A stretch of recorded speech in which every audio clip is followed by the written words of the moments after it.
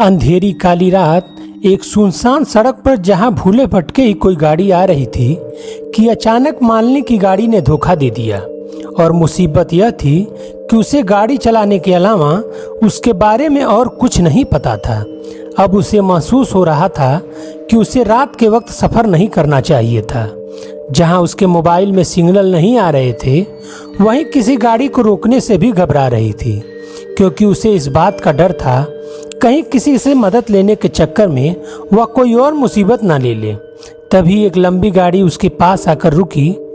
क्या आपकी गाड़ी खराब हो गई है? मालिनी, जी पता नहीं क्या हुआ है, स्टार्ट ही नहीं हो रही, प्लीज़ आप देख लेंगे। सॉरी मैडम, मुझे गाड़ी के बारे में कुछ ज़्यादा मालूम नहीं है, लेकिन अगर आप कहें तो मैं आपको कहीं छोड़ सकता हूँ। आप कहाँ जा रही हैं? मालिनी, मैं दिल्ली से आ रही थी और जयपुर के लिए जा रही थी कि गाड़ी ने धोखा दे दिया। अरे मैं भी मथुरा जा रहा हूँ, आपको छोड़ दूँगा, आ जाइए। मालिनी गाड़ी में बैठने से घबरा रही थी। क्या सोच रही हैं? घबराइए नहीं, देखिए मैं एक शादीशुदा आदमी हूँ, आधी रात में एक सुनसान सड़क पर कुछ भी हो सकता है, प्लीज़ आ जाइए। मालिनी के सामने और कोई चारा भी नहीं था, इसलिए वह गाड़ी में बैठ गई। मेरा नाम विशाल है, मेरा कपड़ों का शोरूम है और मैं अपनी बीवी को लेने मथुरा जा रहा था। असल में बच्चे छुट्टियों में नानी के घर गए हुए थे, अब उनका जी भर गया है, इसलिए बुलावा आया है कि लेने आ जाओ। मालिनी, मेरा नाम मालिनी है और मैं एक फैशन डिजाइनर हूँ।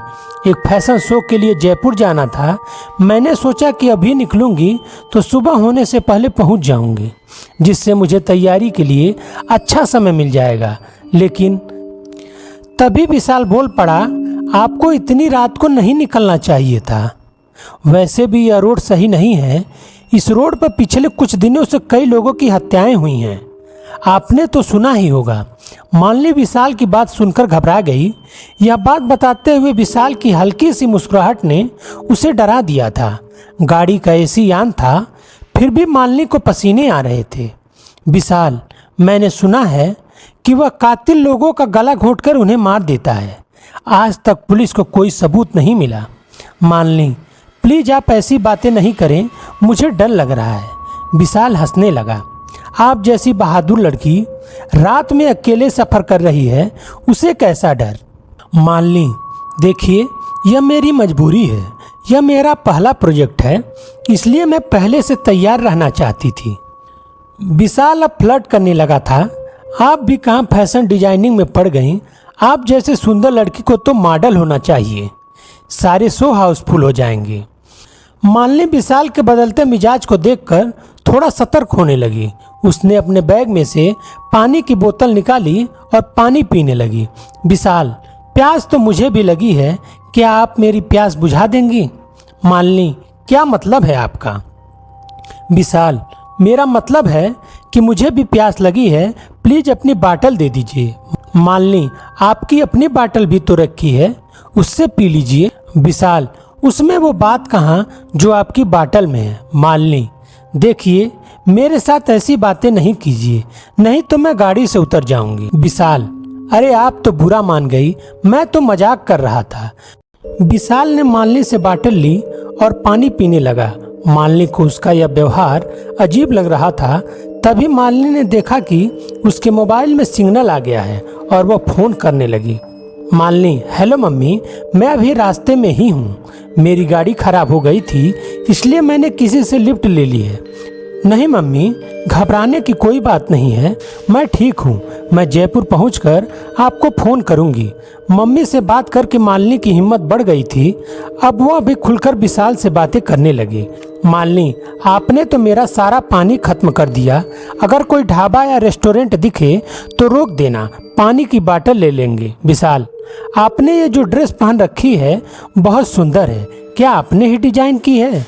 यह बोलते हुए विशाल मालिनी की मिनी ड्रेस को ऊपर से नीचे देख रहा था। उसका इस तरह देखना मालिनी को अच्छा नहीं लगा। मालिनी विशाल का ध्यान भटकाने और वक्त बिताने के लिए उससे इधर उधर की बातें करने लगी। मालिनी, नहीं, ये तो मार्केट से परचेज की है, ऐसी ड्रेस तो मार्केट में कहीं भी मिल जाती है, क्या आपको अपनी पत्नी के लिए लेनी है? विशाल हंसते हुए बोला, हा हा हा, आपने भी क्या बात कह दी। ऐसी ड्रेस में तो आप जैसी लड़कियां ही अच्छी लगती हैं। मेरी बीबी में तो आप जैसी दो बन जाएंगी। मानने की घबराहट कम हो गई थी, लेकिन विशाल के दिल में कुछ और ही था। विशाल, हमारी बात तो बीच में ही रह गई। मैं आपको बता रहा था कि आगे से इतनी रात में भूलकर भी इस सड़क पर सफ़र नहीं करना, क्योंकि न जाने कौन किस बात का बदला ले रहा। इस रोड पर कई लोगों का गला घोटकर मार दिया, जबकि कोई लूटपाट भी नहीं हुई। मालिनी गुस्से में, आप बार बार वही बात क्यों कर रहे हैं? मैं पहले भी इस रोड पर रात में सफ़र कर चुकी हूँ। आप गाड़ी रोक दीजिए। विशाल ने गाड़ी साइड में लगा दी। विशाल, मैं तो ऐसे ही बता रहा था, मुझे लड़कियों को डराना अच्छा लगता है, लेकिन आप पहले इस रोड से कहाँ गई थी? मालिनी, ये बात कुछ महीने पहले की है। मैं और मेरी मम्मी इसी रोड से अपने मामा के घर जा रहे थे। उस दिन भी इसी तरह गाड़ी खराब हो गई थी। वहाँ एक गाड़ी आई जिसमें 3 लड़के थे। मैं अपनी मम्मी के साथ थी तो बिल्कुल नहीं घबरा रही थी। उन्होंने हमें लिफ्ट दी, हम भी गाड़ी में बैठ गए। लेकिन बीच रास्ते में वह लड़के मेरे साथ बदतमीजी करने लगे।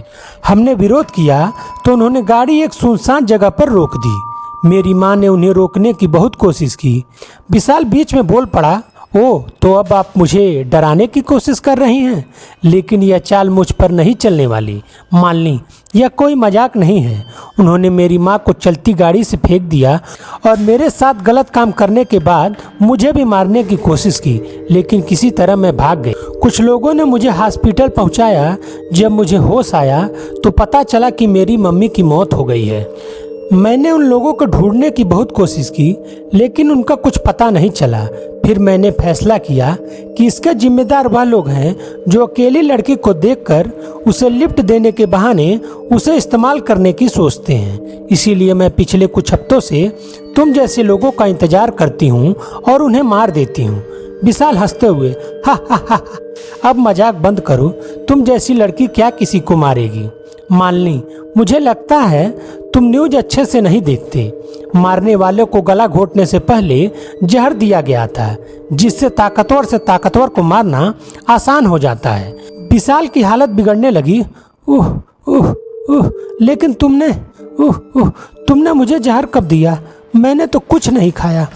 मालिनी जोर से हंसकर बोली, हा हा हा, मैंने बोला था ना, अपनी बाटल से पानी पी लो, लेकिन फ्लर्ट करने के चक्कर में तुमने मेरी बात नहीं मानी। विशाल, आह, मेरी हालत बिगड़ रही है, प्लीज मुझे बचा लो। मैं ऐसा आदमी नहीं हूँ। मालिनी, मैं ऐसा आदमी नहीं हूँ, बस अकेली लड़की देखी और हो गए शुरू। क्या तुमने एक बार भी गाड़ी से उतरकर देखा कि मेरी गाड़ी खराब भी है कि नहीं? तुम्हें तो बस मुझे अपनी गाड़ी में बैठाने की जल्दी थी।